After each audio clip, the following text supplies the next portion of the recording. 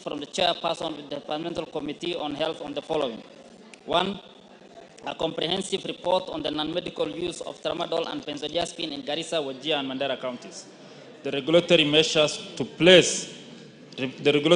in place to control the sale and distribution of tramadol and benzodiazepine, including enforcement action against unlicensed vendors and pharmacies. And lastly, the measures being taken by the Ministry of Health to prevent the non-medical use of tramadol and benzodiazepine in the country. Thank you, Honorable Speaker. Thank you, Chair Health. Dr. Nyekal. Yes, Mr. Speaker.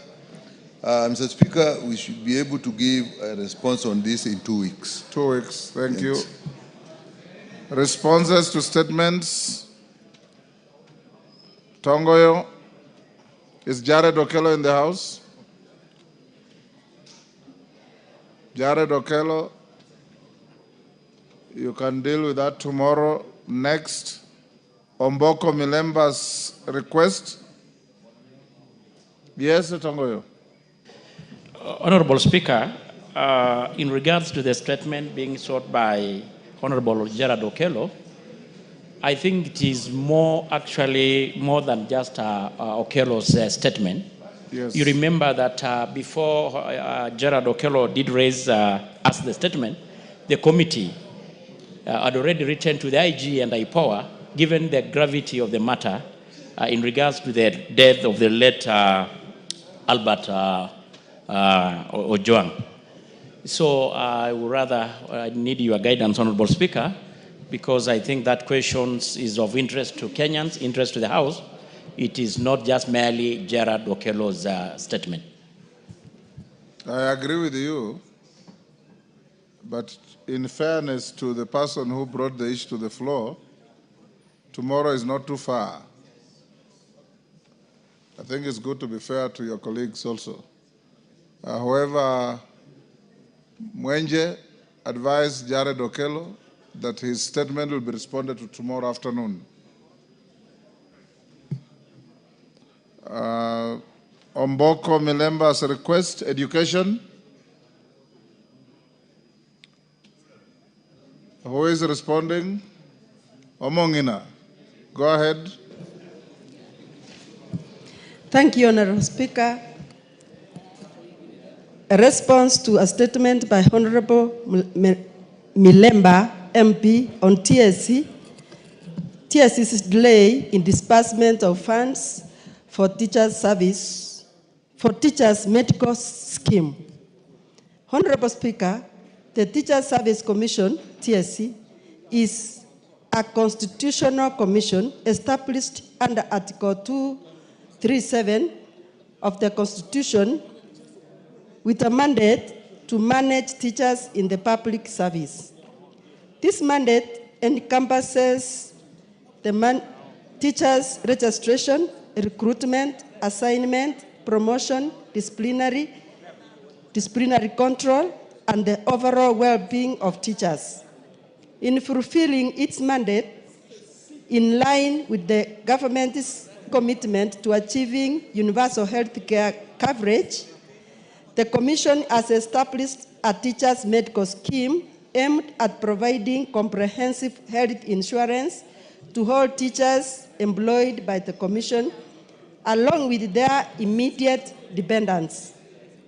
Honorable Speaker, to implement this, the Commission has engaged a consortium led by Minet Insurance Brokers, Kenya Limited, through a competitive procurement process in accordance with the Public Procurement and Asset Disposal Act 2015. The consortium was awarded a 3-year renewable framework contract effective 1st December 2022 to 30th November 2025, subject to annual performance review and funding availability. Honorable Speaker, the Commission explains that the medical scheme is structured in 2 parts. Part 1 is capitation model. Honorable Speaker, the Commission states that under this model, a fixed payment per member is made quarterly in advance to health facilities covering outpatient care, inpatient services, maternity, dental, and optical services. TSC emphasizes that capitation payments are quarterly based and not annual, and are crucial for enabling facilities to deliver uninterrupted service to teachers and their families. The other model is fully insured model. This component covers last expense, medical evacuation, international treatment and referral services, excesses of loss coverage. The Commission indicates that each covered family consists of 6 members: the teacher, who is the principal, 1 spouse, and up to 4 children. Eligible for this cover is eligibility for the cover is restricted to teachers actively in service and aged between 18 years and 65 years.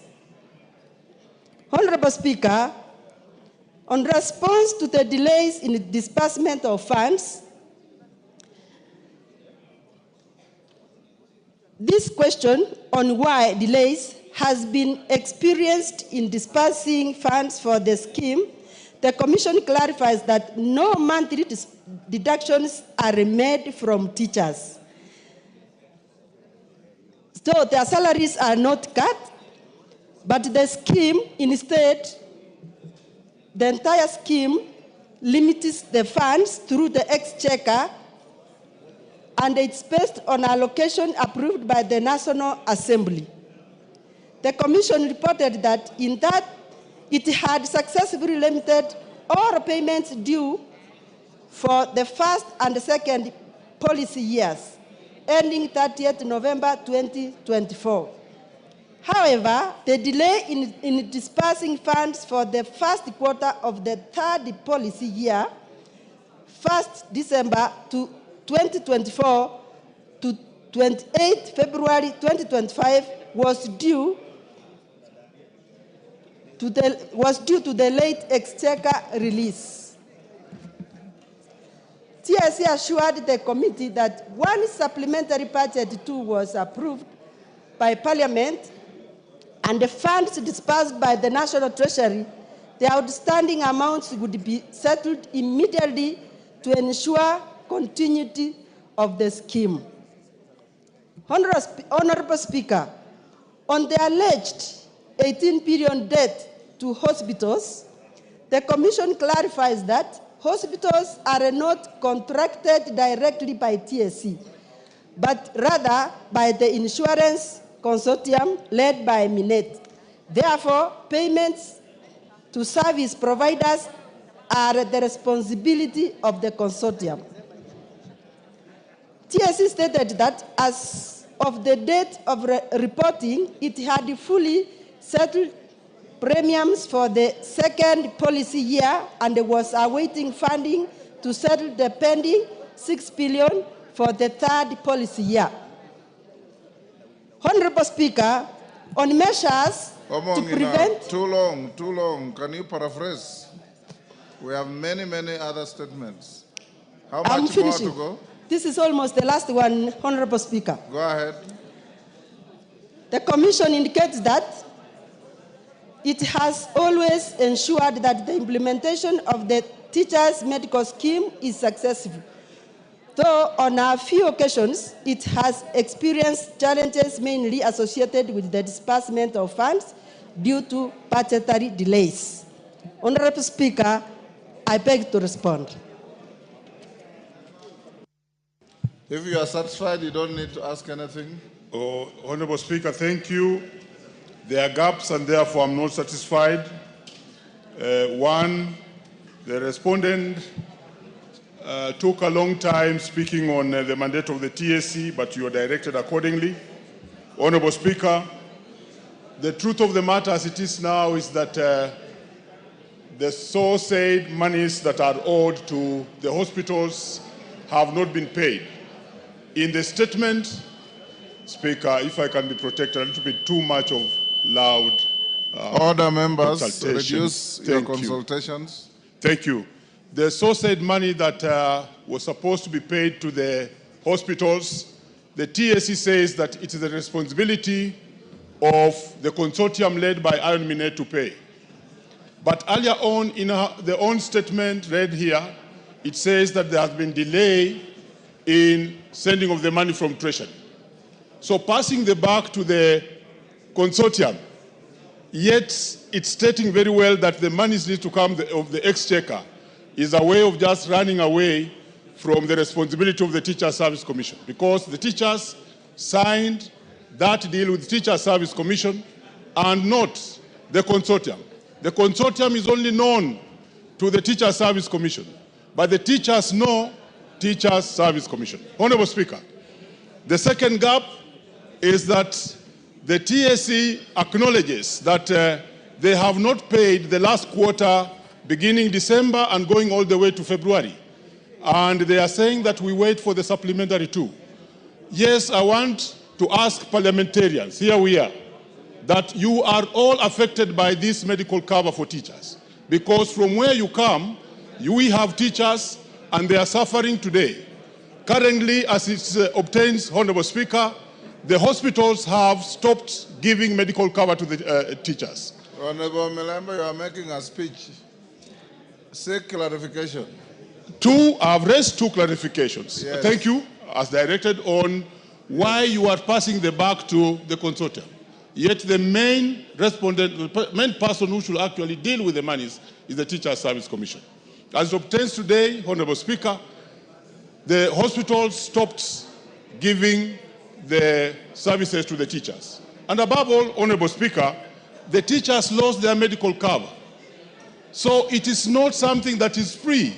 It is that they are also having payments to this particular scheme.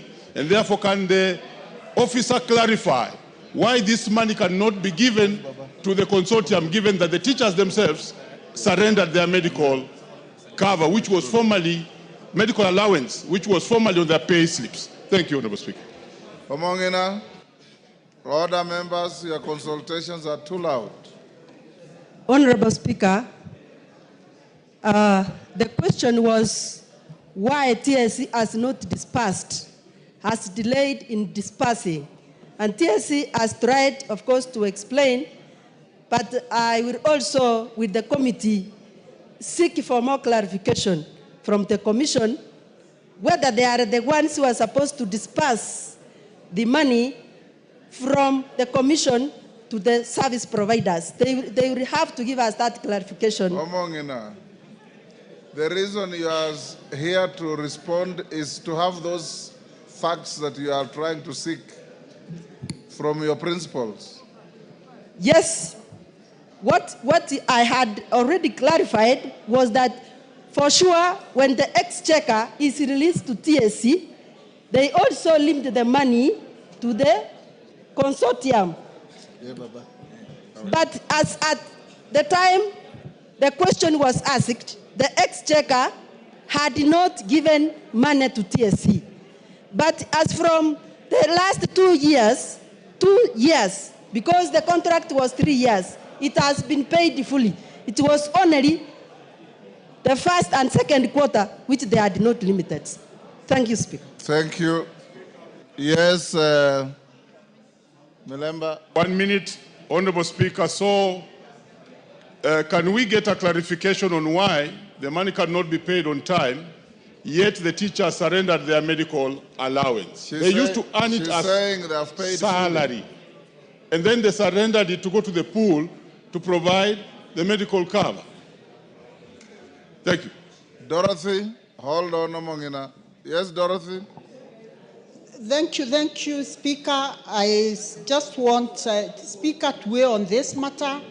Speaker, it is evident that teachers' medical scheme is recovered from their salaries every month. Honorable Speaker, diseases cannot wait for release of exchequer.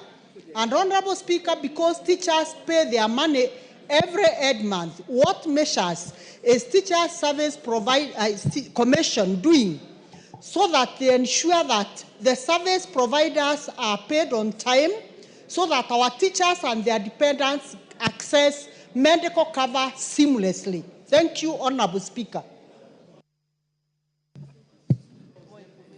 Honorable Speaker, according to the reply, it is that money that is not directly cut from teachers, but it is the exchequer. It is from TSC to exchequer, and the delays are from the exchequer.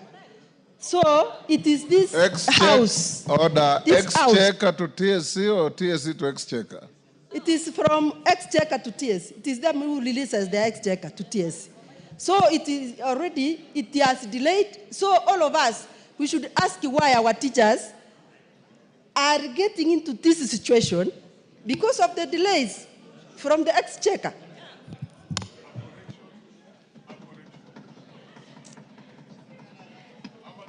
Energy. Is Tom Boyer in the house? Tom Boyer? Yes, Gikaria? Do you have a response? Yes, Honorable Speaker. Honorable Speaker, this was a response that was sought by Honorable Tom Boyer, Member of Parliament for Nyatike constituency. Honorable Speaker, the first question that was sought was the status of replacement and maintenance of dilapidated power transmission and distribution infrastructure, including collapsed power poles and hanging live wires in Nyatike constituency.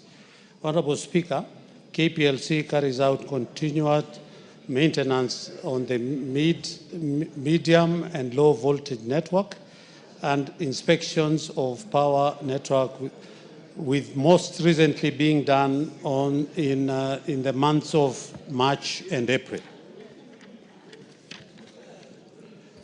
And this identifies the weak areas and come up with a plan for action, for immediate action plan. Honorable Speaker, the recent inspection identified the following: rotten, leaning wooden poles. The line passes through private land, thus limiting accessibility. 3, very many trees encroach the power line. D, a large number of illegal connections. All these contribute towards the inefficiencies of the power supply in that area.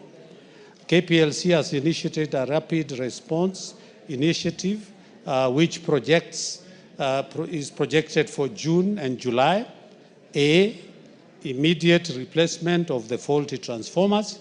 B, replace a target number 800 number poles with concrete ones from wooden to concrete.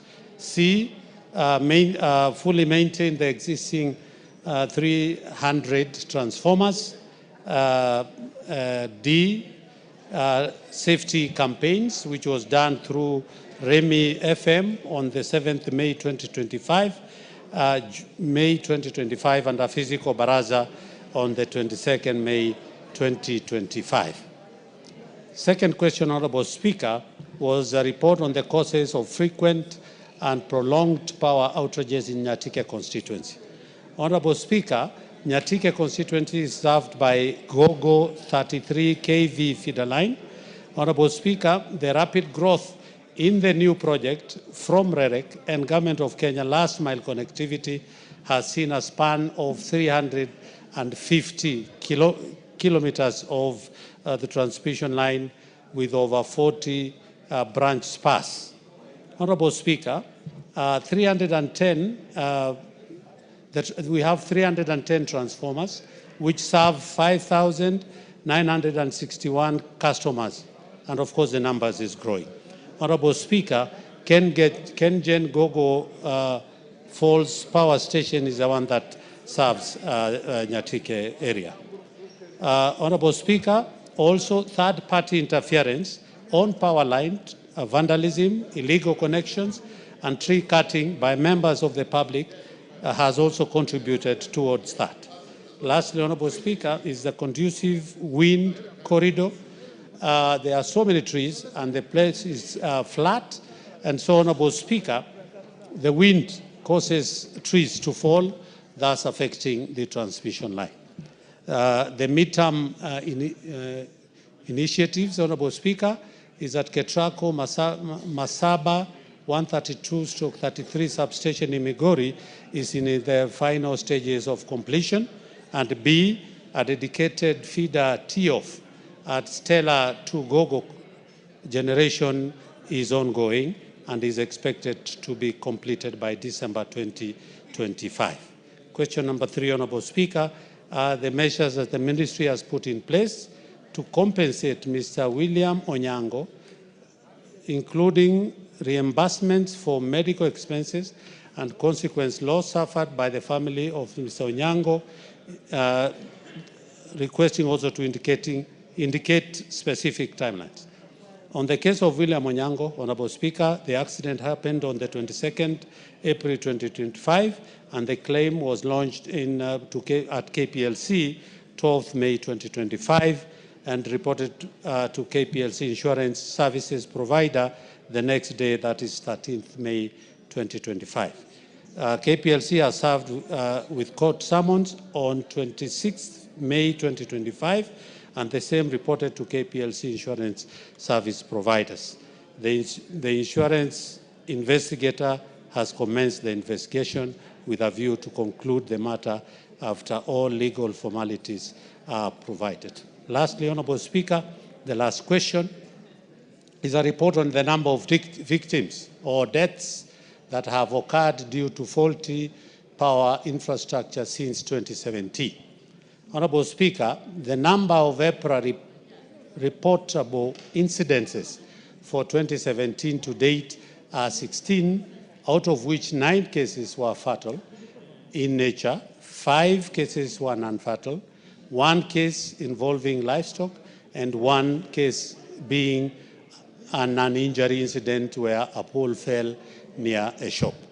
Among the 9 fatal cases, 4 cases involved illegal and substandard extensions beyond the KPLC metering points by the customers, leading to electrocution accidents.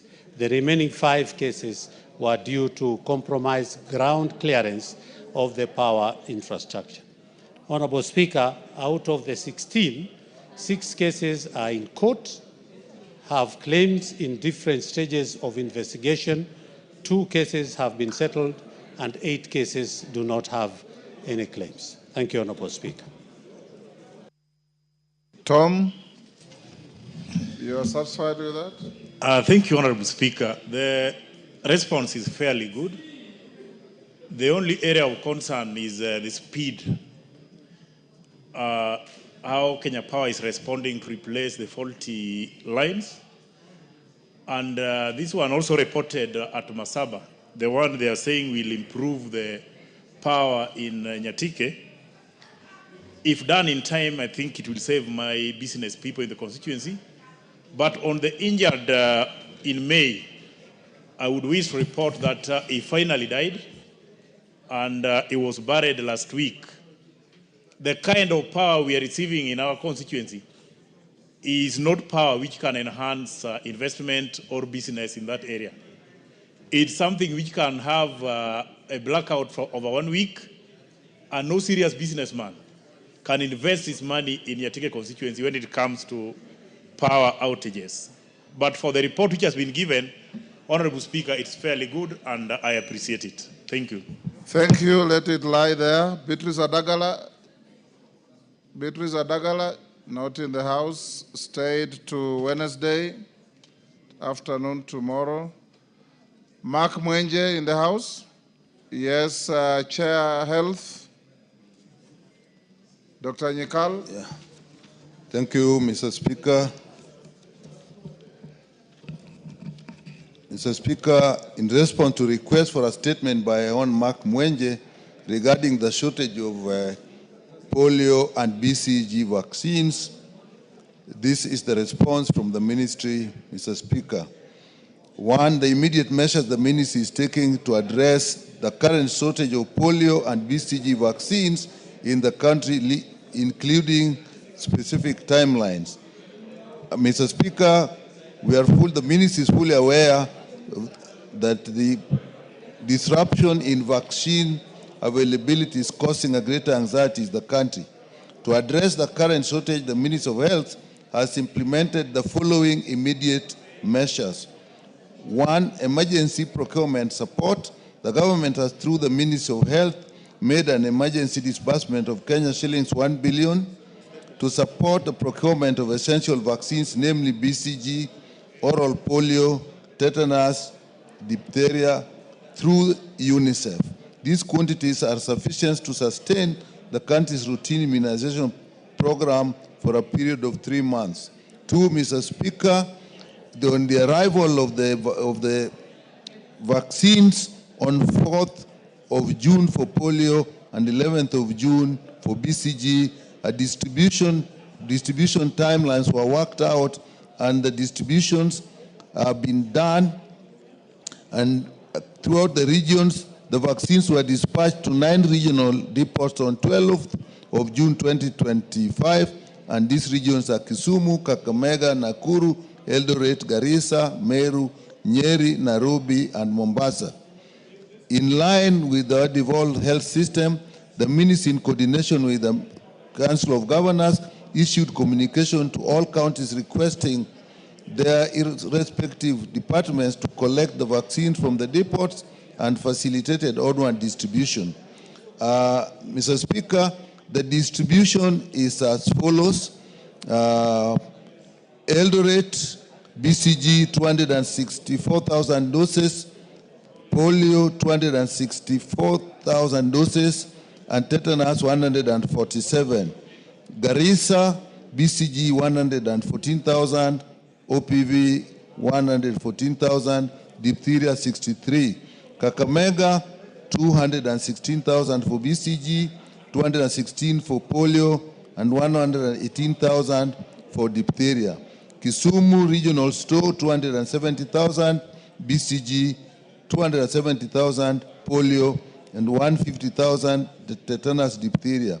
Meru Regional Store 96,000, polio 96,000, polio, and 54,000 tetanus diphtheria.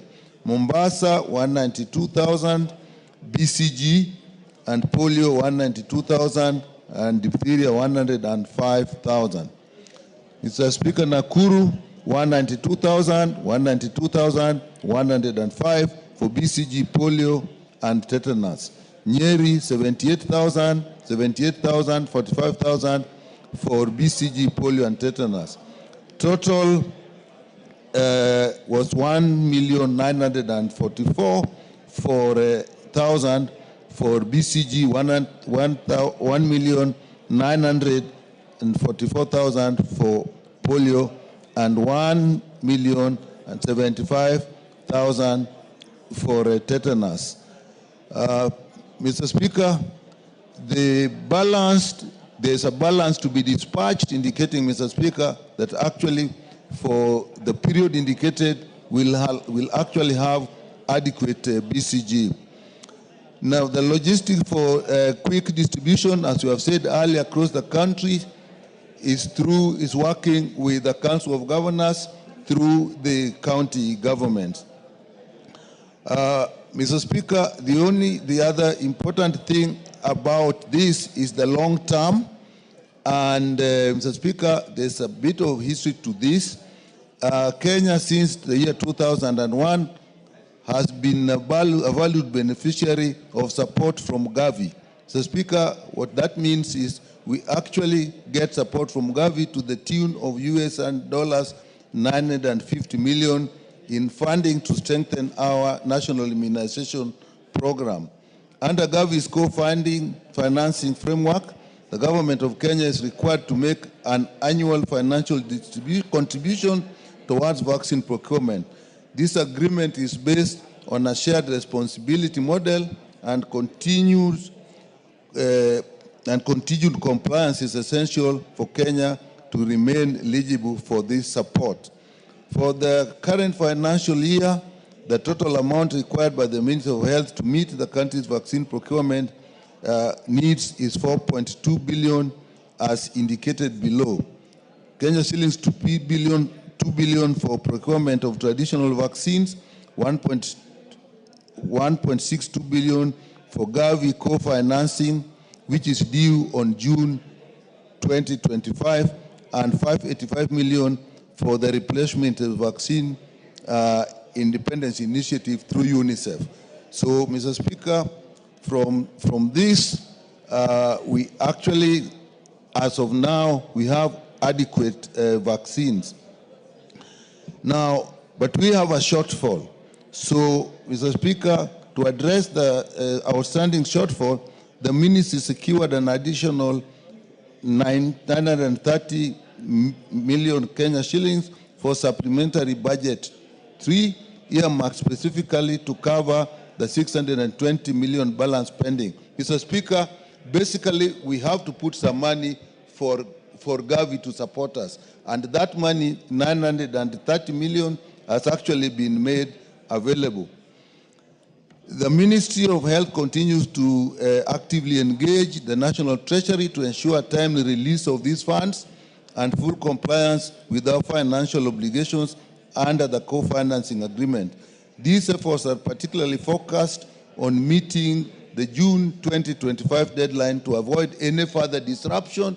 This disruption came because we did not meet the deadline, but this money now will help us meet the deadline, and we should be able to forestall any shortages. So, Speaker, the long-term strategy put in place to strengthen the national vaccine supply chain so as to build resilience against future disruption in vaccine available. What the ministry is doing is to really looking for increased future budget allocation and ring-fencing vaccine funds against other budget provisions and timely disbursement of funds. The most difficult one has been the timely disbursement of funds. So with this, Mr. Speaker, the ministry wishes to assure the House that the Kenya public that the government, through the Ministry of Health, is committed to making every effort to prevent stockouts and sustain high immunization coverage. Our goal is clear. No child or eligible person should ever miss a life-saving vaccine due to preventable supply chain failures. So, Speaker, we will continue to work closely with partners and UNICEF and Gavi and county government to ensure that long-term plans translate into consistent availability of vaccines across all regions of the country. Thank you, Mr. Speaker. Thank you, Chairman. Mwenje? Thank you, Honorable Speaker. I think your worries are responded to. Yes. Yes, largely. Largely, Honorable Speaker, and I just want to thank him. I just have one issue that I'll raise, to just thank the Chair and yourself for actually your intervention in this matter. Honorable Speaker, the only issue I'll raise is that sometime for about 2 weeks in May and sometime before the 11th, when the vaccines were made available, there were children who were born in various hospitals, including my own constituency, and did not receive these vaccines. And I'm sure it will be all over around the country. Perhaps I would have expected the Chair to give just a guideline to Kenyans, because there's those children who did not get those vaccines. What happens? Those mothers took those children, went home, and those children remain at home without having gotten these vaccines. And for some of the very marginalized areas, you know, even getting these children to go back to those hospitals might be an issue. Perhaps the ministry would give a guideline and just give an advisory to these parents on what they need to do for these parents, these May, June babies born during that time. Otherwise, thank you. Thank you to the Chair. I think it's sufficiently comprehensive. When children are born, I think they're given a vaccine, is it every month for some time before they are weaned off? So what the chairman and your minister should do now is do some advocacy to the country that those children who are born in hospitals and missed BCG vaccinations should go back and get them. Although that is not specifically written here, I had actually undertaken and discussed with the ministry, Yes. and they actually have done that. And even when the children miss vaccines, they are actually indicated that they should visit the clinics when the vaccines become available. Mr. Speaker, just a little story. This came to me in a very interesting way. My worker had a child, and that's when I knew the 2 weeks they missed the vaccines, and he told me travel to Uganda to get the vaccine done. That is how seriously parents take vaccination. And what you also need to do is getting vaccines landed in Nairobi is one thing, getting them in hospitals in far-flung areas like Turkana, Mandera is another.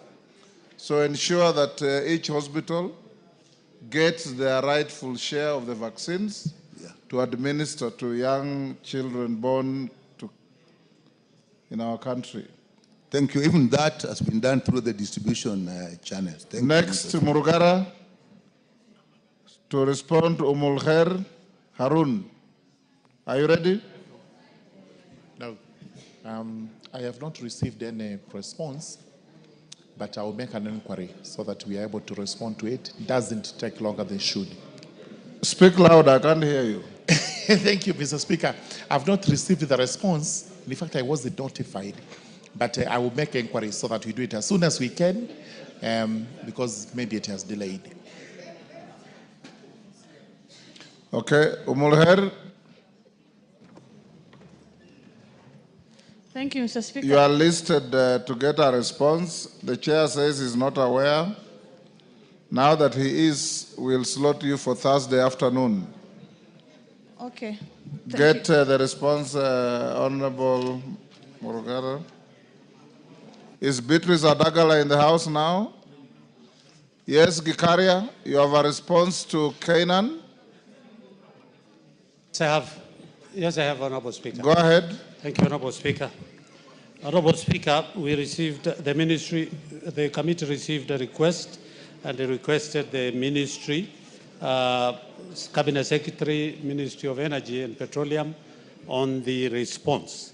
Honorable Speaker, question number 1 was a report on the current status of funding, planning, and of the implementation of extension of the national grid from Garissa to Wajir and Mandera counties.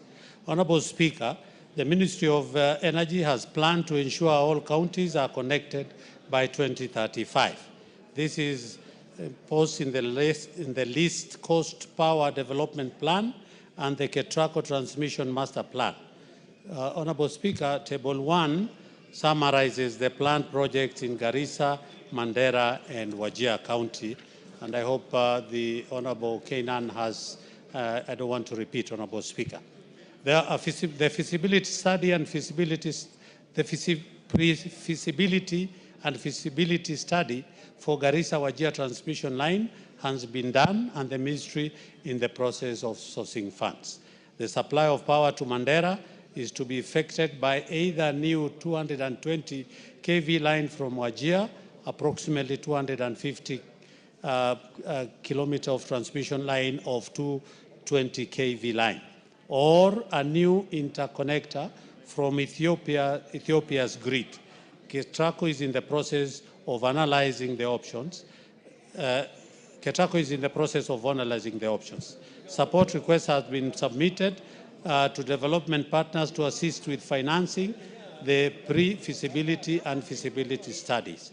It is worth to note that due to the long distance from the nearest grid-supplied location in Kenya, and to mitigate risks in voltage instability related to lightly loaded long high voltage lines, Ketraco is considering an option to be analyzed during the feasibility study, the possibility of having Mandera supplied through a proposed cross-border high voltage transmission line from Ethiopia.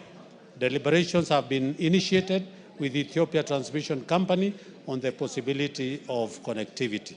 Once the studies are complete and the projects are deemed feasible, the ministry will embark on the process of sourcing for financing. Question number 2, the immediate and long-term measures the government is putting into place to ensure residents of Northeastern region get access to reliable and affordable power. Honorable Speaker, the ministry is cognizant of the sufferings of the residents of Northeastern region.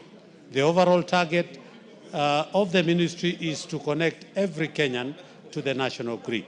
Therefore, as indicated in, Honorable Speaker, because that is, to this effect, the ministry has been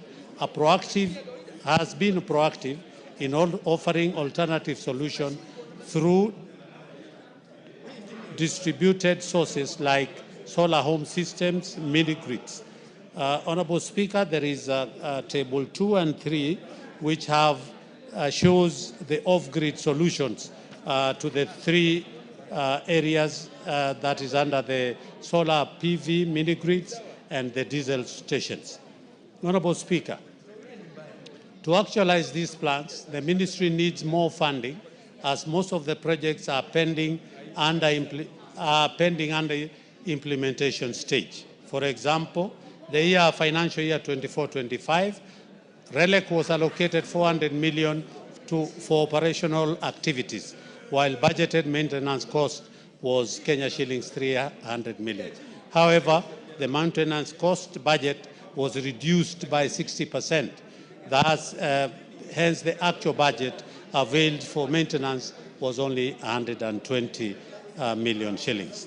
Honorable Speaker, the major cost of operation of off-grid station is procurement of fuel, as the average annual cost of 7 billion shillings. Honorable Speaker, there is a description of items and the cost that is to be used for off-grid fuel, diesel, and operational costs for staff and the equipment maintenance, Honorable Speaker. It is worth noting that over the time, the demand of these areas served by the mini-grids and diesel stations have been growing and require upgrade. REREC has proposed to upgrade 27 mini-grids at an estimated cost of 1,214 million. The hybridization of 20 diesel stations at an estimated cost of 7 billion shillings, Honorable Speaker, for the northern Kenya counties is demonstrated, Honorable Speaker. On the other hand, KPLC needs an additional 1,553 million for off-grid station as annexed in 4, 5, and 6. Question number 3, Honorable Speaker. The government plans to address the gap in provision for power in the region, including alternatives for provision of off-grid solar access. Honorable Speaker, the ministry is undertaking a vigorous exercise of power provision in Northeastern region through Kenya Off-Grid Solar Access Program, COSAP, at an approximate cost of 5.66 billion. The program, Kenya Off-Grid COSAP, has the following key components. $40 million for mini-grids for community facilities, $48 million standalone solar system, $40 million standalone solar system and solar water pumps,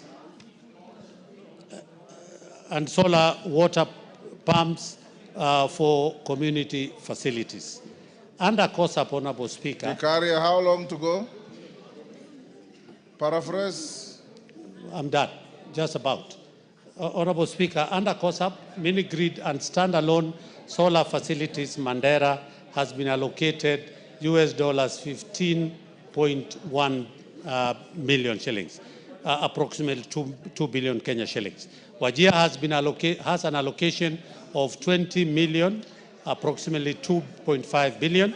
And lastly, Garissa has an approximate of 1.4 billion shillings. Honorable Speaker, Table 4 states the number of sites per county under COSAP, Honorable Speaker. And for Mandera, we have 28 number, Wajir 15, Garissa 20, and total number is 63. Honorable Speaker, further, the Ministry through KPLC is undertaking hybridization of the substations listed in Table 5 below under AFD funding. Honorable Speaker, the table is indicated AFD funded mini grids. Thank you, Honorable Speaker. Mr. Speaker, I requested for a statement regarding the extension of the national grid from Garissa, Wajir, Mandera. And Mr. Speaker, I know at one time as a young lawyer, you have been to that part of Kenya. Yes. The answer given by the chair, Yes. Mr. Speaker, is a continuation of sessional paper number 10 of 1965, Mr. Speaker. Mr. Speaker, Yes. I want to get your attention so that the good lawyer can wait for wise counsel from the Speaker when he's free. Mr. Speaker, I was saying this statement is a product of sessional paper number 10 of 1965. And I'm glad that you have been to that region as a young lawyer. And the question was, the plan the government of Kenya has to extend the national grid from Garissa, Wajir to Mandera, Mr. Speaker, and the three counties combined constitute over 70% of the landmass of the Republic of Kenya, Mr. Speaker. And Mr. Speaker, the answer, if you look at the first question was the current status of funding, planning, and implementation of the extension. And the answer is, and this is what he says, the ministry has planned to ensure all counties are connected by 2035. This is espoused in the least cost power development plan. And what is missing is, and the most efficient power plan, Mr. Speaker. Cost effectiveness is one thing, efficiency is another thing. And therefore, this plan, as I look at it, Mr. Speaker, I had sought the same question in 2012, Mr. Speaker, from then Minister for Energy, the Honorable Kiraitu Murungi, Mr. Speaker. Unfortunately, I didn't come with a Hansard report. The answer is the same. 13 years down the line, there is no plan by the government of Kenya, and in particular the Minister of Energy, to connect a third of the landmass of the Republic of Kenya, Mr. Speaker, to the national grid. And what we are being told right now is to continue live in this modern day Kenya and accept the tenets, those discriminatory provisions of sessional paper number 10 of 1965, which completely rubbished and excluded Northern Kenya from as part of the Republic of Kenya. Mr. Speaker, secondly, there are rights under REREC, which every constituency is entitled to. What I'm asking is connection from extension of the national grid. The national grid has ended in Garbatula. The national grid has reached Garissa and those parts. And they are telling us they have plans to consult the Ethiopian Energy Generation Company, Mr. Speaker, to see. That answer was also given in 2012. Has it taken them 13 years to consult with the Ethiopian Energy Generation Company, Mr. Speaker? Has it taken 13 years for Ministry of Energy to even devise an implementable, cost-effective energy plan for Northern Kenya, Mr. Speaker? You've made your point. This answer, Mr. Speaker, this answer, allow me to say this because it covers 3 counties, Mr. Speaker. This answer, and I know the chairman is innocent because what he's reading, just like you saw the lady, the innocent lady who was responding on behalf of TSC, this answer that you are given lacks every substance, Mr. Speaker. And therefore, I want to urge my good friend, and the reason why the owners of the system decided to bring you back as the chairman of energy. We want you to invoke that inherent right and ensure that under your leadership, Northern Kenya is connected to the national grid. As it is, this answer is wanting, it lacks substance, it lacks vision, it doesn't meet our expectation, and therefore, the only place it deserves is to be thrown to the dustbin. We expect you to provide leadership. Gikaria, is that answer plagiary of an answer given 13 years ago? Honorable Speaker, I don't want to answer about the 13 years ago, but I want to agree with the Honorable Speaker that it is true that there is no proper concrete. But, Honorable Speaker, as the report has indicated, this country cannot operate as in unison on its own. So we have the Kenya-Ethiopia connection line, and there is a talk between the Kenyan government and the Ethiopian government to be able to, using the grid or the transmission line from Ethiopia, that can be able, and it is cost effective, it will be cheaper for this country for it to be, and it is most appropriate because it will be done in shorter time. Otherwise, Honorable Speaker, and that is the fact, as Honorable Kainan has put it, getting a transmission line of the nature of power that needs to be taken to the northeastern region, then it is quite costly, and of course it's going to take time because of the distance, as indicated by the ministry. But the ministry has done some interventions by bringing in the mini grids like the solar, particularly solar. It has worked very well in Garissa, where the government commissioned a 50 megawatt solar plant, and it is working very nice. So we are hoping that, as indicated again by the ministry, they are sourcing for partners to be able to get funding so that we can be able. And the very last answer, Honorable Speaker, is that these funds have been stipulated in the very last page, indicating exactly how much each county has been, they are sourcing for funding so that we can be able to address that. Thank you, Honorable Speaker. Thank you, Mr. Speaker. This is an issue that is very critical, especially in northern Kenya. The grid being one of the most important things that we require as northerners is now in Garissa. And Garissa to Mandera is over 700 kilometers. Unfortunately, during the rainy seasons, vehicles carrying fuel to fuel Wajir and Garissa, because there is no road, the roads are impassable. In fact, they are stuck on the way. Unfortunately, in Mandera, during the heavy rains, vehicles stuck on the road over 7 days. Mandera was in total blackout. Unfortunately, we are in the Stone Age era where generators are used. I think Mandera, Garissa, Wajir are the only areas that up to now use generators. The old generators, that always fail. The last Ramadan. Yes, Rueda, what's your point of order? What is out of order?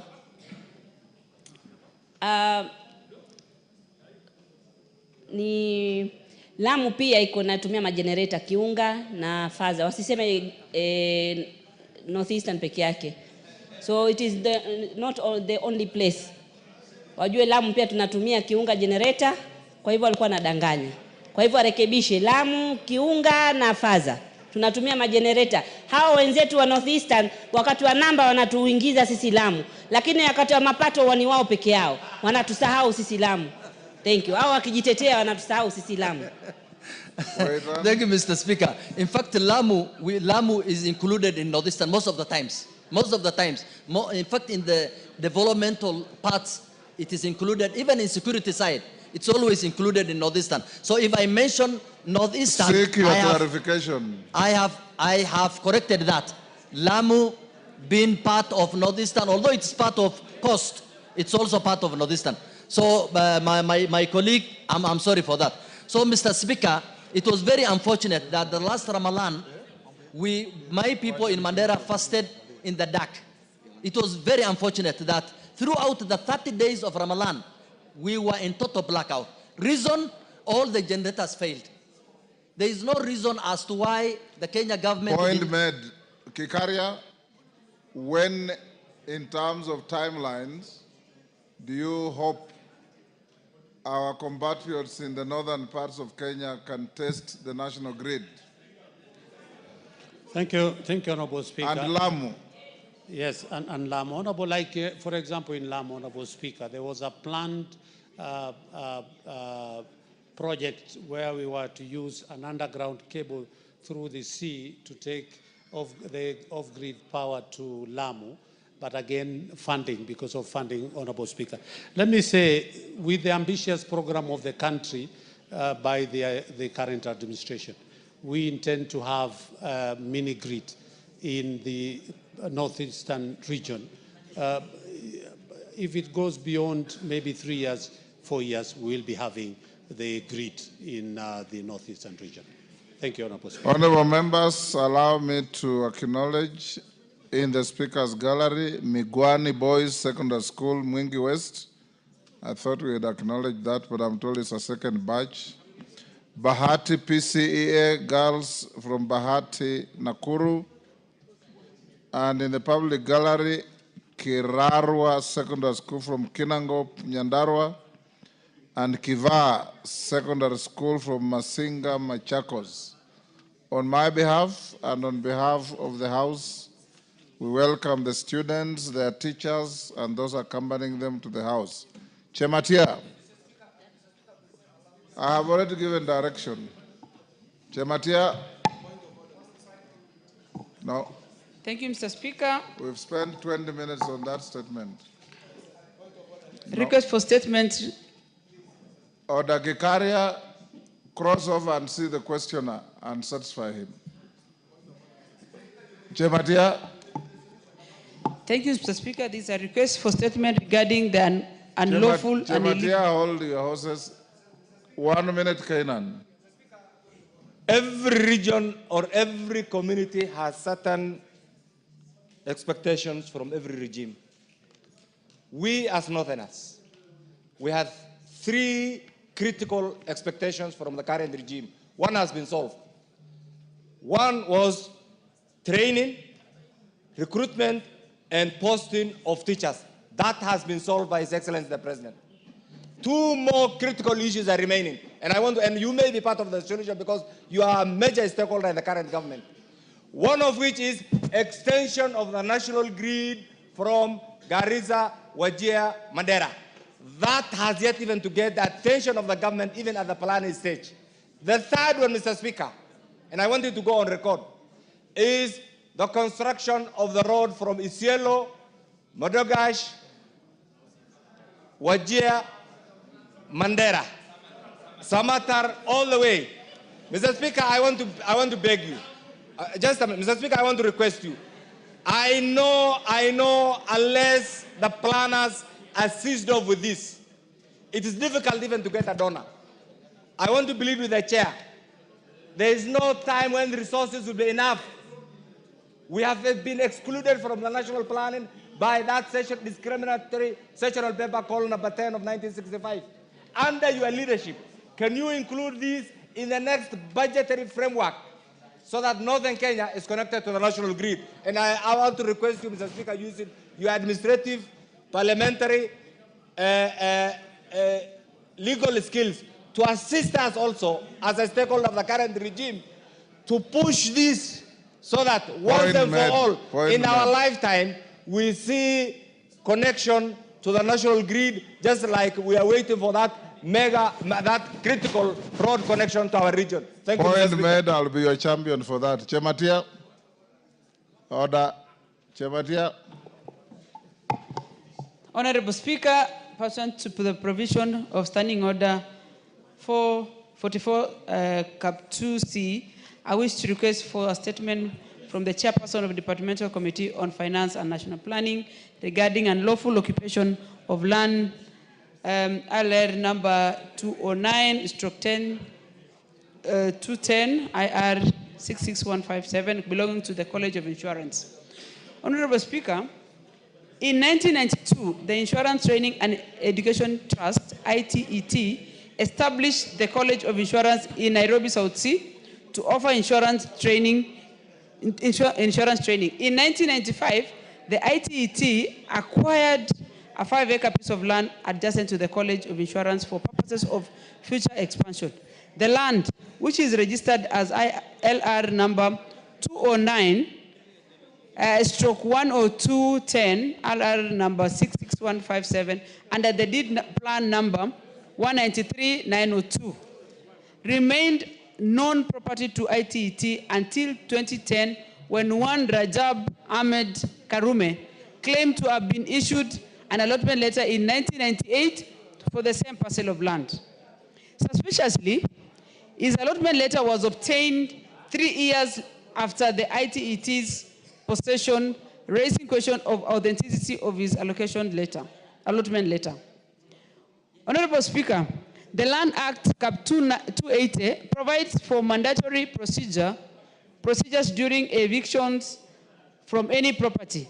Notably, Section 152G of the Act provides that such action must be preceded by proper identification of those taking part, presentation of formal authorization, and special measures to ensure that there is no arbitrary deprivation of property or possessions.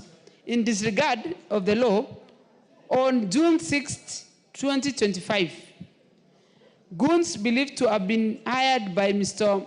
Rajab raided the college, destroyed the fence and gates, and began erecting the perimeter wall around the disputed land. This land grabbing scheme has blocked access to the college and the convention center, threatening the very existence of this premier public institution that has been providing insurance training to government entities and private sectors and other stakeholders in the insurance industry since 1992. Honorable Speaker, it is against this background that I request for a statement from the chairperson of the Departmental Committee on Finance and National Public Planning on the following statement. 1, I report on the rightful ownership of LR number 209 10 210, LR number IR number 66157, including all entries entered under the said land and the authenticity of the allotment letter issued to the parties. 2, the steps being taken by the National Treasury to secure the land ownership rights of the Insurance Training and Education Trust, being a public institution. Number 3, the measures being undertaken to protect the Insurance Training and Education Trust and the College of Insurance from harassment and intimidation by the persons claiming ownership of the land, including deployment of more police officers, and 4, clarification of the development approvals, if any, for the activities being undertaken on the disputed parcel of land. Thank you, Mr. Speaker. Chair Finance, when can we get a response? Honorable Speaker, bearing the sensitivity of this particular matter, will endeavor to reply to this House within 7 days.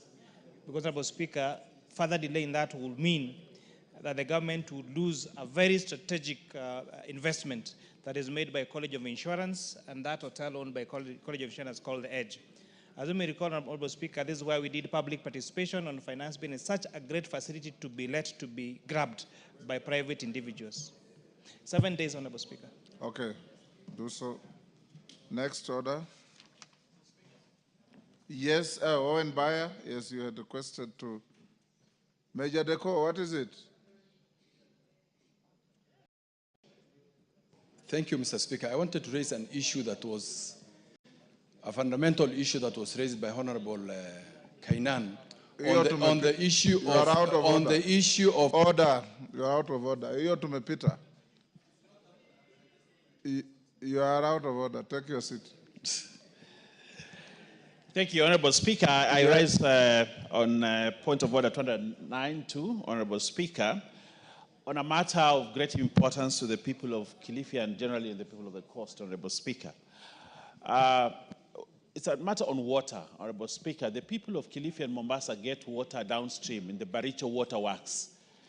And Honorable Speaker, this water must be offtake must be done through electricity. And Honorable Speaker, every time we have to use electricity, we have to pay bills as is expected, Honorable Speaker. But Kenya Power charges a very high tariff on production of water from the source to the ultimate destination, Honorable Speaker. Honorable Speaker, this has caused a lot of pain to the people of Kilifi and Mombasa because all the water from Baricho, they pay hefty electricity bills, and therefore there's always disconnection. Honorable Speaker, on the 12th Parliament, we approved a report by the Committee of Energy, which was chaired by Honorable Gikaria, on a public petition regarding water supply constraints caused by Kenya Power tariffs in Kilifi County, Honorable Speaker. That petition I presented myself, and the report which I hold here, Honorable Speaker, was tabled in this House and approved. And one of the key recommendations of the committee, Honorable Speaker, was that the Energy, Petroleum and Regulation Authority, if I may quote, Honorable Speaker, must undertake and engage in a consultative forum with Waterworks Development Agency, water companies and various water services boards to come up with a non-commercial tariff for water pumping, supply for public water utilities, including the Baricho Water Works, which I know, Honorable Speaker, you know where Baricho is. And a report of the committee was, a report from EPRA was expected for 90 days. Honorable Speaker, that never happened. EPRA didn't do that. Neither the Minister of Energy, neither KPLC. Today, as I speak in this chamber, Honorable Speaker, water has been disconnected for the last 1 week in Kilifi, and people are suffering. Honorable Speaker, schools are closing. Hospitals cannot operate because KPLC disconnected the water. Honorable Speaker, water is a fundamental human right under Article 43(2) of the Constitution. It is important that this House enforces the attainment of the rights by ensuring that EPRA and other state agencies act to ensure that the constitutional rights are upheld. We cannot continue, Honorable Speaker, to have the people of Kilifi suffer from water deficiency, and yet there's plenty of water because of the wrong tariffs, Honorable Speaker. Honorable Speaker, KPLC, Honorable Speaker, has been one of the thorns for our enjoyment of our rights. Even when we must pay electricity, we agree we must pay, but not at the detriment of denying people water for 2 weeks, Honorable Speaker, because of electricity bills that must be done. Honorable Speaker, I pray that you as Mr. Speaker directs the Committee on Implementation to call EPRA, the CS for Energy, the PS for Energy, and everybody in this sector to answer to one fundamental question: why are they denying the people of Kilifi a right to enjoy the constitutional right of basic right like water, Honorable Speaker? And secondly, Honorable Speaker, that the Minister of Energy and KPLC and relevant players mentioned in the report forthwith implement the resolution to guard against curtailment of a right, and that they connect the power, Honorable Speaker, as they sort out this issue to avoid the continuance of suffering of the people of Kilifi. I beg you, Honorable Speaker. Thank you, Clerk. You can pass that concern to the Implementation Committee to deal with.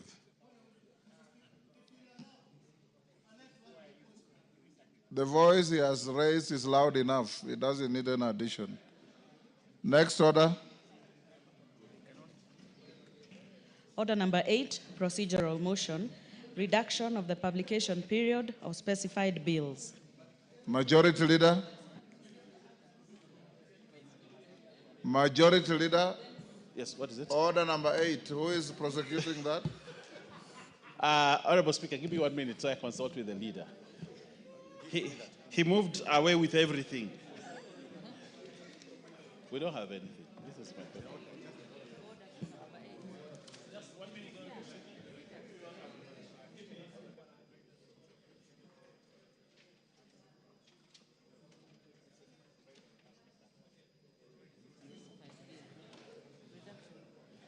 Thank you, Honorable Speaker. Sorry, you know the substantive leader moved away with all documentation. Honorable Speaker, I beg to move that pursuant to the provision of Standing Order 120, this House resolves to reduce the publication period of the following bills. 1, the Equalization Fund Appropriations Bill, National Assembly Bill number 21 of 2025 from 7 days to 6 days, and 2, the Appropriation Bill, National Assembly Bill number 23 of 2025 from 7 days to 5 days. Honorable Speaker, this is a straightforward procedural motion. Honorable Speaker, as you know, we have constitutional timelines. We have constitutional timelines to meet as we move towards finalizing the issues of the budget, and therefore the appropriation of the Equalization Fund bill and the appropriations bill itself, Honorable Speaker, are important that we finalize them within this time. And therefore, we want to reduce that publication period by only 1 day so that we can catch up with constitutional timelines, Honorable Speaker. Honorable Speaker, having moved the motion, Honorable Speaker, I would like to request the substantive leader of majority to second this motion. I thank you. Thank you, Honorable Speaker. Honorable Speaker, I beg to second.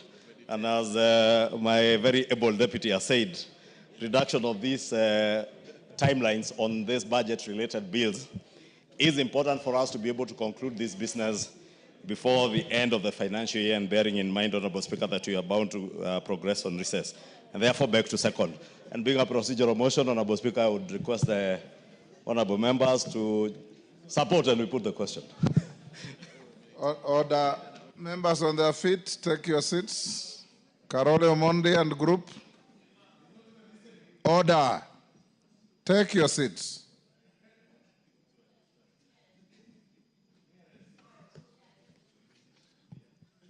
Thank you. Honorable members, I now propose the question at order number 8, which is that pursuant to the provisions of Standing Order 120, this House resolves to reduce the publication period of the following bills. 1, the Equalization Fund Appropriation Bill, National Assembly Bill number 21 of 2025 from 7 days to 6 days, and 2, the Appropriation Bill, National Assembly Bill number 23 of 2025 from 7 days to 5 days. Do we put the question?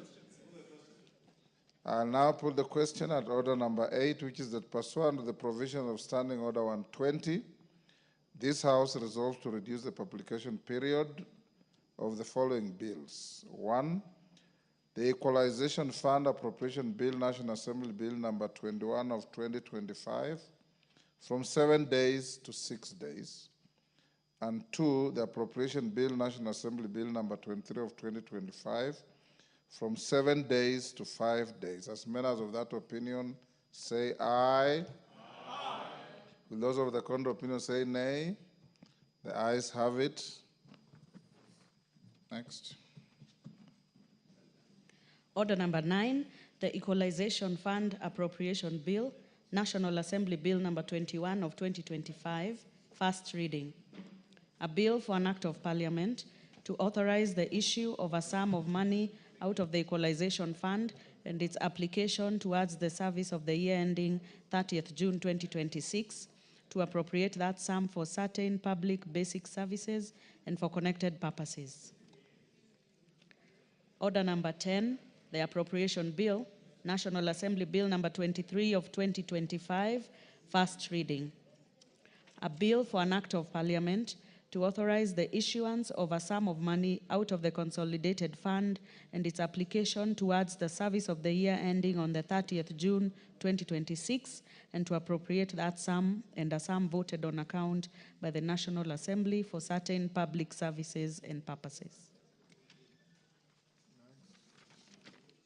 Order number 11, special motion, consideration of nominees for appointment to the National Police Service Commission.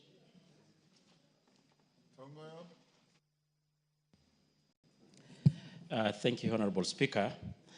Honorable Speaker, I beg to move that taking into consideration the findings of the Departmental Committee on Administration and Internal Security in its report on approval hearing of nominees for appointment as members of the National Police Service Commission, laid on the table of the House on Thursday, 12th June 2025, and pursuant to the provision of Article 246(2) and 252 of the Constitution, and the Section 3 and 8 of the Public Appointments, Appointment Parliamentary Approval, Cap 7F, approve the appointment of the following nominees as members of the National Police Service Commission. 1, Ms. Peris Mudhoni Kimani, Mr. Benjamin Juma Ima, and Professor Coletta Suda, PhD. Honorable Speaker, the nomination of the 3 nominees was conveyed to the Speaker of the National Assembly on the 21st May, and the nominees' curriculum vitae, testimonial, and report of the selection panels are enclosed in their letter. And pursuant to the Standing Order number 42, on the 27th May, you yourself, Honorable Speaker, conveyed the message from His Excellency the President to the House on their nomination of the 3. And Honorable Speaker, the names of the nominees were referred to the Departmental Committee on Administration for the approval hearing. And upon conclusion of the hearing, the committee was required to table its report, which we are tabling, which we did, Honorable Speaker. Consequently, in fulfillment of the provision of Article 118 of the Constitution, Section 6.4 of the Public Appointment, Cap 7.5, and the Standing Order number 45.3, the Clerk of the National Assembly on the Thursday 29th notified the public through the print media that the Departmental Committee will consider an approval hearing for the 3 nominees on the Monday, June. And further, in accordance with the Section 6369 of the Public Appointment Approval, Assembly placed, the Clerk of National Assembly placed an advert in the print media on the 29th May 2025, inviting the public to submit memoranda by way of written submission on oath on the suitability or otherwise of each of the 3 in accordance with the public appointments. The advertisement indicated that the submission were to be received by the Thursday the 5th. And through a letter dated 28th, the Clerk of National Assembly notified the nominees of the time and place of holding the approval hearing. Notification was also done through the print media in accordance with the Section 6 of the Public Appointment. And further invitation letters for the approval hearings were written to the nominees, notifying them of the date, the venue of the approval hearing, which was on Monday the 9th. Further, on the 28th, the Clerk of National Assembly wrote letters to the ODPP, EACC, KRA, HELP, DCI, and ORPPP, seeking the reference and the background checks relating to the suitability of the nominees. Honorable Speaker, the these nominees appeared before the committee on Monday the 9th, 2025 for approval hearing, and in accordance to the provision of Constitution and the National Police Service Act, Cap 85, and the Public Appointments Act 7F, and the National Assembly Standing Orders. Honorable Speaker, during the approval hearing of these great Kenyans of outstanding performance in the civil service, Honorable Speaker, of course, all of them actually had very long work experience in the civil service. During the approval hearing, the committee went through their curriculum vitae and their training and the experience. And they were so impressed, Honorable Speaker, by the performance and the experience of all the 3 nominees, Honorable Speaker. And actually, Honorable Speaker, I think it's worth to mention that we didn't receive any objection or any submission against any, having placed the advert and notified the public of the same, Honorable Speaker. All the nominees were nominated in accordance with the provision of the Constitution 246 of the Constitution and Section 6.5 of the National Police Act, Caps 85. Honorable Speaker, the members started doing or listening and interviewing the 3, starting with the lady, Ms. Peris Mudhoni Kimani, who has got a long withstanding experience, who was recruited in the police service as a constable and raised through the ranks to the position. By the time she was exiting the service, she exited in the position of AIG, which is just away 3 ranks below the position of the IG. And she had worked in the National Police Service for almost 40 years, Madam Speaker. Honorable Speaker, throughout her service of the 39 years, she had worked virtually in every part of this country, to include the most hard part of this country, despite being a woman. She had really demonstrated patriotism. She had demonstrated, of course, leadership skills. And all along, Honorable Madam Speaker, she had actually even demonstrated to be a team leader. And we had considered that, Honorable Madam Speaker, she will bring much experience and commitment, patriotism to the National Police Service Commission. Honorable Speaker, on the part of the professor, on the part of the Benjamin Juma Ima, this is a distinguished Kenyan who equally rose through the ranks in the National Police Service, starting as a constable. By the time of retirement, Madam Speaker, she was also in a position of AIG.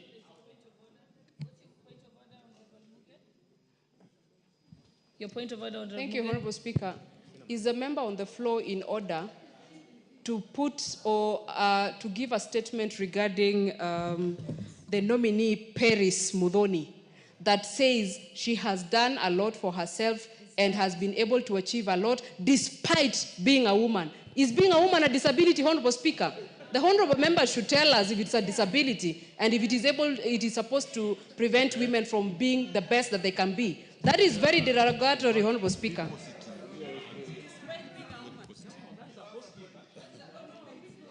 Honorable Tongoyo, I think you kindly apologize. For what, Madam Speaker? I think, no, listen, members. I'd said it's simple. It is in a positive note. Oh, Madam Speaker, what I've said, we should be able to have a positive outlook. I've said, despite being a lady, she had worked even in the most hardest banditry-prone areas in this country and demonstrated leadership. Hold on. Women have been known to even serve in Iraq and Afghanistan with distinction. Okay, you so wish. So the fact that they are a woman is not to say that they have done so well despite being a woman. Okay. In fact, women ordinarily if it pleases do well. them, just apologize. So may it be. Just apologize. Honorable Speaker, apologize by saying that she's an outstanding woman who served this country with distinction and ability. Yes. Order, honorable members. Order, honorable members. Honorable member Chematia.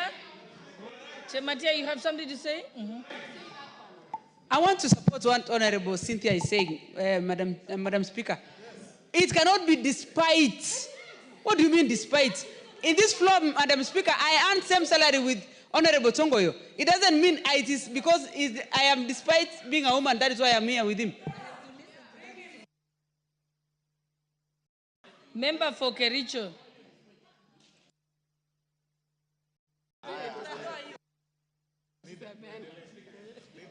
Honorable Speaker, I respect the chairman, but he is behaving like the real Maasai man.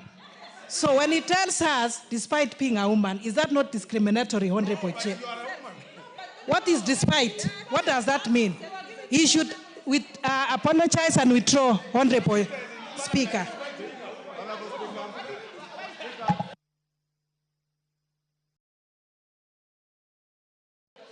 Honorable members, we would like to finish this topic.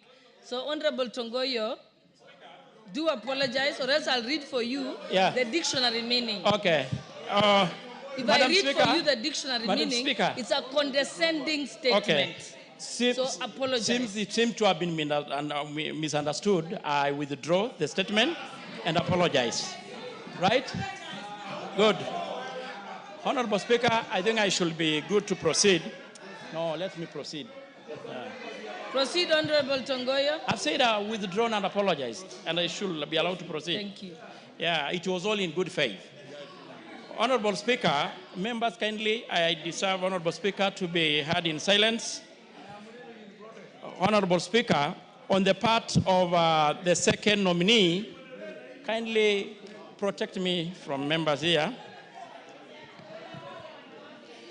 Honorable Speaker, on the part of Benjamin Juma, I'd also mentioned that this is a distinguished Kenyan who served in the Police Service Commission for close to 40 years. And just like our very gracious lady, Paris, Throughout his 40 years, he demonstrated patriotism and ability to serve the service with dedication and commitment. And he has actually worked virtually also in every part of this country, to include the most hard area, even part of Lamu. And the Honorable Speaker, he really convinced the committee that when this House approves, he'll be able to bring the needed expertise and commitment to the National Police Service Commission, where is needed most. More importantly, when we are even moving toward the recruitment of the police. On the part of Professor Coletta Suda, this is a great lady also who had served this country in many capacities, including serving as even actually a PS. Also, he served as a CAS, that is the abolished Chief Administrative Secretary. And of course, in high position of leadership in this country and globally. Honorable Speaker, she is a distinguished scholar and has taught in several universities nationally and internationally. Generally, the three nominees demonstrated deep understanding of the topical issues, administrative and technical issues, touching on the governance and the role of the member of the National Police Service Commission. And they possess the requisite abilities, qualification, and experience to serve in the said capacities. Honorable Speaker, Madam Speaker, having considered their stability, their capabilities, and qualification and integrity of their nominees during the approval hearing, the committee recommended that the House approves the nomination of all the three. And I repeat again, Ms. Peris Muthoni Kimani, Benjamin Juma Ima, and Professor Coletta Suda for the said position as commissioners of the National Police Service Commission. Honorable Speaker, I beg to move, and I request my very able Vice Chair, Honorable Retired Colonel Dido Raso, to second this motion. I thank you, Madam Speaker. Honorable Tongoyo, I've just searched my dictionary just so that I can educate you.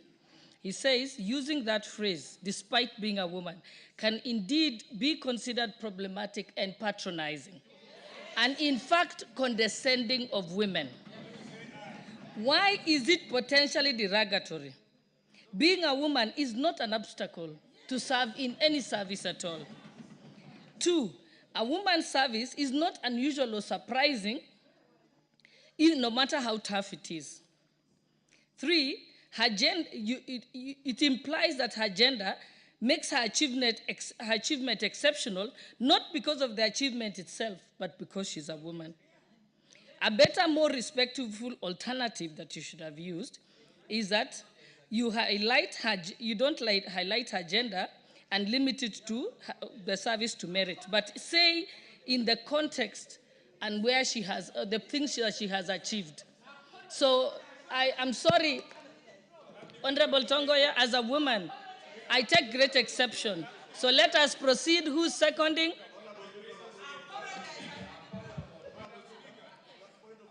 No, I will not give you a chance to clarify, Majority Leader. Let us just go straight, because you're going to say something that might also give you worse repercussions. So let us proceed. Who was seconding? Honorable Millie, you are the one seconding? Who was seconding, Honorable Tongoya? Honorable Tongoyo. Thank you very much. Honorable Tongoyo, Honorable Raso, you may proceed.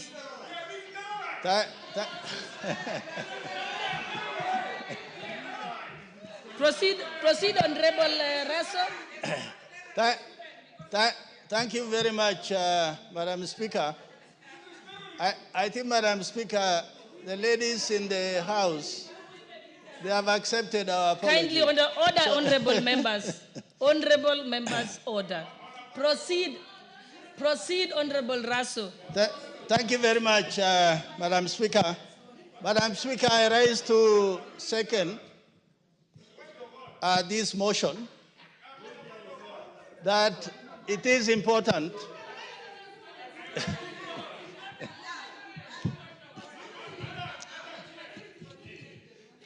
Honorable Raso, proceed. Because Honorable T.K. Ojwang, you are actually shouting from your seat. You are not requesting to appear. So proceed. Thank you very much, Madam Speaker. Madam Speaker, I rise to support this motion, and I wish to associate the good bits that my chairman has covered, particularly on these three nominees.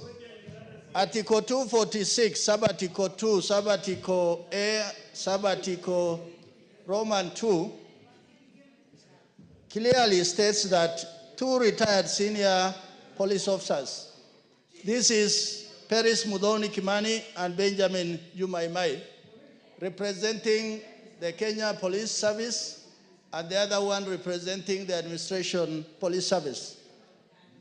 And on Roman 3, three persons of integrity who had served public with distinction, and in this, they are referring to Professor Koleta Suda.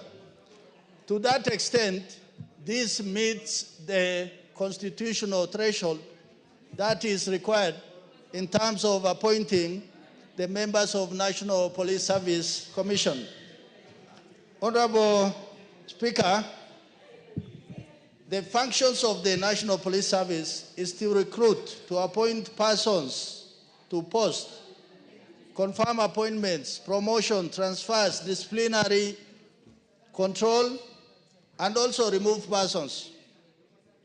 At this point in time, where we are facing a bit of difficulties as a country, that we should not look away, the work of the National Police Service Commission is cut out, particularly in the area of accountability and transparency, of us being able to address ourselves to the citizens of our country. Secondly, the issue of human rights and fundamental freedoms, that our police officers must actually not only seen, but must walk the talk. The idea of politicizing everything has come out as a result of we going down professionally as a force. And something must come out that the relationship between the National Police Service and the people of Kenya must be restored. That confidence, that trust, it must be there. Madam Speaker, we have been watching the TV on what has been going on in the last 2 days, today and even yesterday. The people of Kenya must respect those who enforce the law. They put their lives on the line so that we are able to even transact in this house, so that when we are on the road, we feel safe that somebody is looking over our backs. But when we accost a young man or woman who is armed, then it means as a country we are being provocative and reckless. And this must be called by its name, that Kenyans must respect those who enforce the law, those who protect them. And on the flip side, the National Police Service Commission must take full control on discipline of their ranks and file. With those remarks, Madam Speaker, I beg to second. Honorable members, and Honorable TJ, in case you didn't know, that's called positive discrimination, and I will exercise it. Honorable members, I propose the question that, taking into consideration the findings of the Departmental Committee on Administration and Internal Security in its report on the approval hearing of nominees for the appointment as members of the National Police Service Commission laid on the table of this House on Thursday, 12th June 2025, and pursuant to the provisions of Article 246(2) and 252 of the Constitution and Sections 3 and 8 of the Public Appointments Parliamentary Approval Act, Cap 71, approves the appointment of the following nominees as members of the National Police Service Commission. 1, Ms. Peris Mudhoni Kimani. 2, Mr. Benjamin Juma Imai. And 3, Professor Coletta A. Suda. Honorable members, and just as before I sit down, I'd like to recognize the following guests who are seated in the public gallery. Kilo Junior School from Joro constituency in Nakuru County, and Migori Bunge la Mwananchi from Suna East constituency, Migori County, and I will give the opportunity to welcome our guest, the Member of Parliament for Migori County, Honorable Fatuma Mohammed. Thank you, Honorable Speaker, for this opportunity. First, I want to thank God for letting my people reach Nairobi safely. Bunge la Wananchi is from both Suna East and Suna West, and they are very active young female and male members of their assembly. Bunge la Wananchi is not just for any other purpose other than to correct the leaders. And so in their Bunge la Wananchi, all they do is to discuss their members of parliament and even a county assembly. They discuss our conduct, they discuss the maendeleo we bring to them, and it's a very active group. And I recommend that each and every county, each and every sub-county should have a Bunge la Wananchi, because all they do is to oversight their leaders.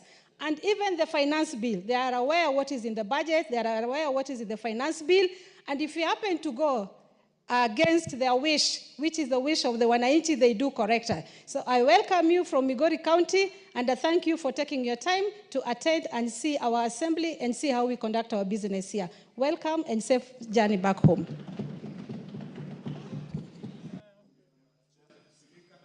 Yes, Honorable Majority Leader. Thank you, Honorable Speaker. Honorable Speaker, I rise to support this motion for approval of Ms. Peris Mudhoni Kimani, Benjamin Juma Imai, and Professor Coletta Suda. Honorable Speaker, I am very careful not to use the word despite. Despite this list having only one man. I support that, Honorable Speaker, despite this list having 2 women and 1 man, and despite me being a father to girls, and knowing that we must accord equal opportunity to everybody, including our daughters and our sisters, I support this list. Honorable Speaker, many of these nominees, as has been said by the chair, who I know was slightly misunderstood, and I think is largely because of where he comes from. There are those who have the misconception that Honorable Tongoyo, coming from the Ma communities, has no regard for women. But I can ascertain and prove, Honorable Speaker, that I have known Honorable Tongoyo for the last few years, and he's also a father to a number of girls. You know, in line with their culture, you do not count them, but he's a father to a number of them and has very high respect for women. And he was saying it on a positive note that these ladies have served in very crucial dockets. Peris Mudhoni served in the police service as a senior police officer, rose through the ranks from a junior officer to the rank of, I think her last posting was either regional or county commander. The same with Professor Coletta Suda. As has been said, she has served as a CAS, and I think at some point also as a PS in the Ministry of Education, the Higher Education Department. And Honorable Speaker, Honorable Speaker, I hear people who are inviting me to the discussion of discussing these ladies and these nominees' age. But you know, the Constitution, and Honorable TJ Ojwang knows that our Constitution obligates us not to discriminate anybody on the account of either gender. That is why you had the Honorable ladies led by the distinguished member for Nandi County, Honorable Cynthia Muge, rise in her place so that nobody should be discriminated either on the basis of her age, her gender, or even her religion, Honorable Speaker. And therefore, these ladies and these gentlemen, at whatever age, they are Kenyans who have been vetted and been ascertained by the committee which the Honorable Kaluma sits in, and he's a very serious and senior lawyer. You heard him the other day when he was discussing the law of the sea, that he can tell you, even legally, he can tell you that they vetted and ascertained that these people merit to serve in these positions, Honorable Speaker, and they have very good experience. Because with age, Honorable Speaker, also comes experience. And a commission is like a board of trustees or a board of governors in a company or in an institution. And therefore, they are not the secretariat in the commission, Honorable Speaker. The secretariat has a very able young person, I think, called Lele, who is a CEO, with a very able team of young, energetic Kenyans, very productive at their prime age. And therefore, it's also good to marry that with a board or a commission that has both experience and wisdom. And I say that, Honorable Speaker, because all these officers have served in senior positions in government and out of government, and therefore have the requisite experience and wisdom to be able to guide the commission, Honorable Speaker. Honorable Speaker, in closing, and I think it's the Vice Chair who has alluded to it, we must call on this commission to ensure that they work towards completely professionalizing our police force. Honorable Speaker, yesterday the Minister or the Cabinet Secretary in charge of the Interior and National Security did pronounce himself on a number of reforms within the police service. And part of those reforms must and should be implemented or supervised, the implementation will be supervised by the National Police Service Commission. And I want to call on these nominees as they join the commission to ensure that these reforms are implemented fully, that they professionalize our police force and support our police officers, because Honorable Raso has said it, and I know he came from the uniformed forces. These are men and women who give their lives to the service of our nation. In other jurisdictions, Honorable Speaker, and many of you who travel outside sea, that those who have served in the military, those who have served in the police forces in their jurisdictions, are accorded very high respect, but even in retirement, not just when they're in service. You see, when you go to the US, they don't even queue in banks or at airports, those who have served in the military or in the disciplined forces. Why is it, Honorable Speaker, that for us we do not treat our servicemen and women with the same honor and dignity, yet we expect the same in return, Honorable Speaker?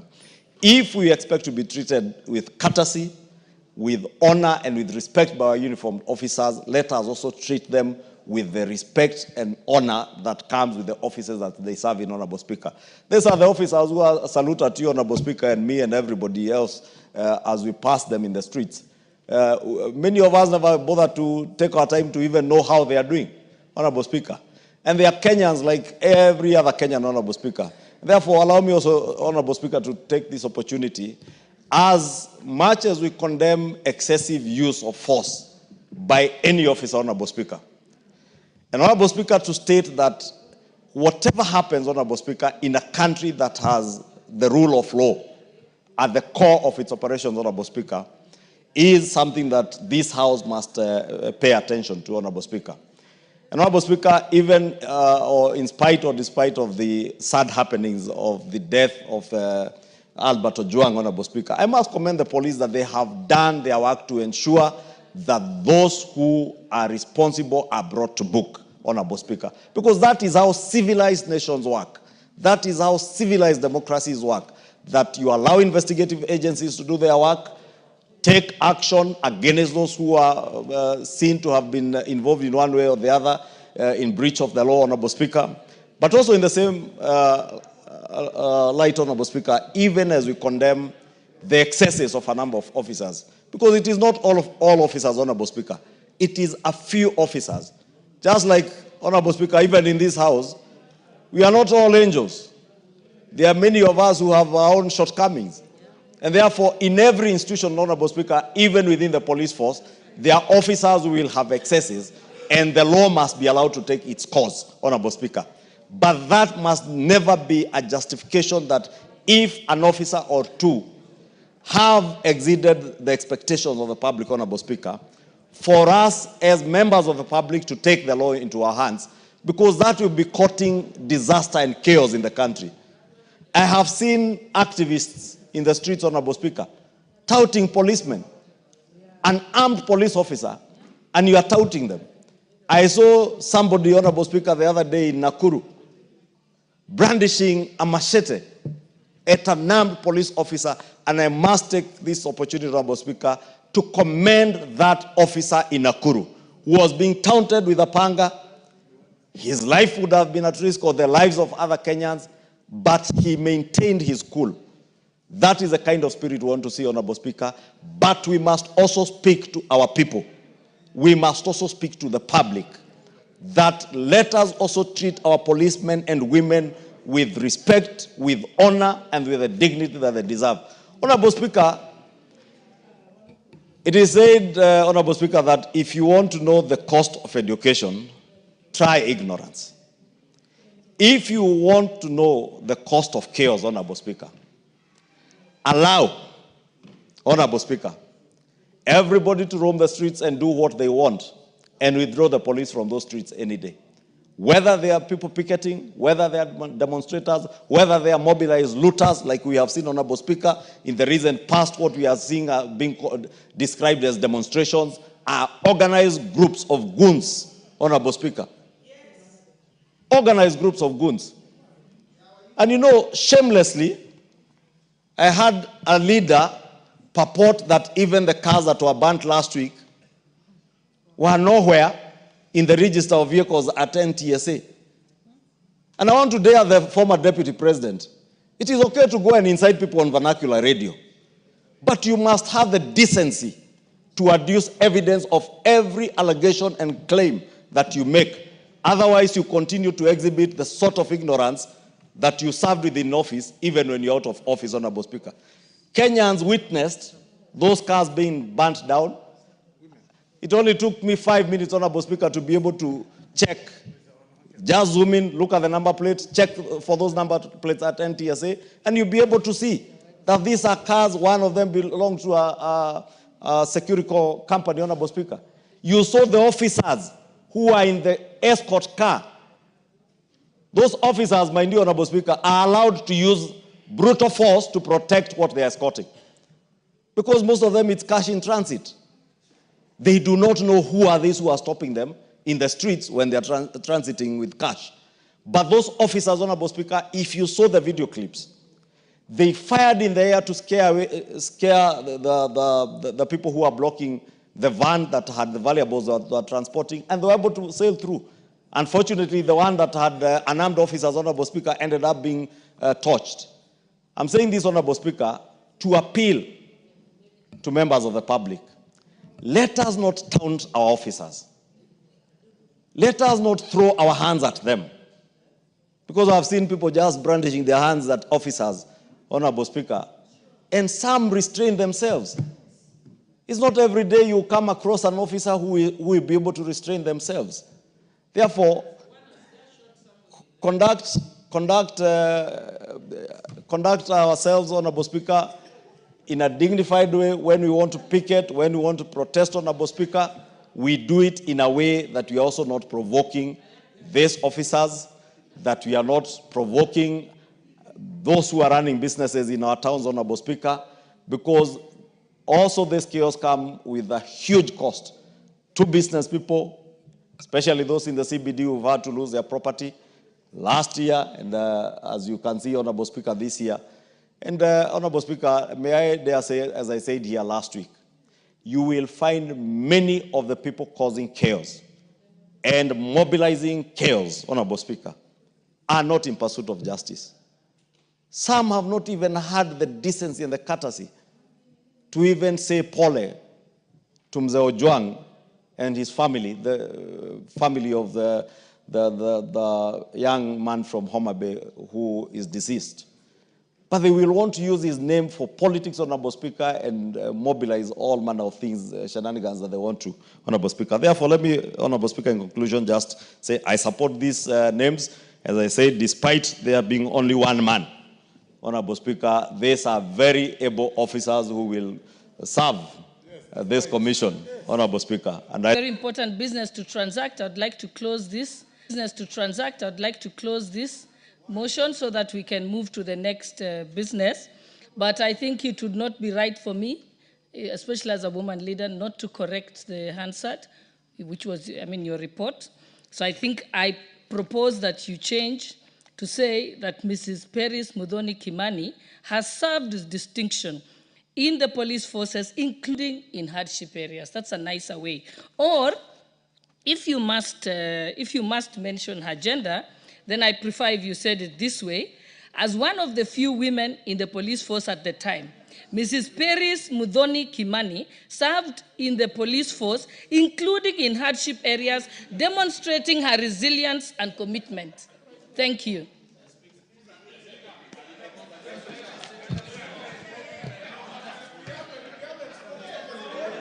You want to speak? Okay. I'll give Honorable Kaluma first.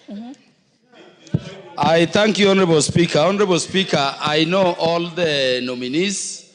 I know Madam Peris Muthoni Kimani, a lady who has risen from very humble beginnings and has served up to very high echelons of the security apparatus. I know Benjamin Emai, a person I've worked with in the security sector when I've been serving in this committee since 2013, a very capable man who would be able to serve in this important committee. Honorable Speaker, Madam Colette Suda was a sociology teacher at the University of Nairobi, a lecturer for very long, amazing lady who has served previously as a PS and a CAS, including in our education ministry. So I know them, Honorable Speaker. Honorable Speaker, the emphasis I wanted to make is that we have a team of nominees here, Honorable Speaker, who will stand for the functions and roles of the National Police Service Commission. This commission has 4 main roles under the Constitution, Honorable Speaker. Number one, this is the commission that deals with recruitment of police officers. This is the commission that deals with transfer of police officers.